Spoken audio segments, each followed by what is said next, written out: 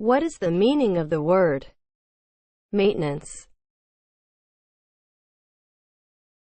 As a noun, means of maintenance of a family or group.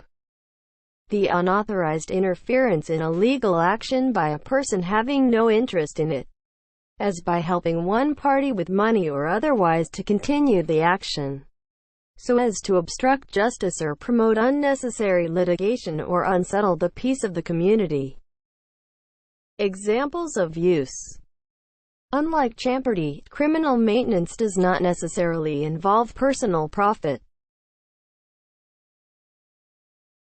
Maintenance is spelled M-A-I-N-T-E-N-A-N-C-E.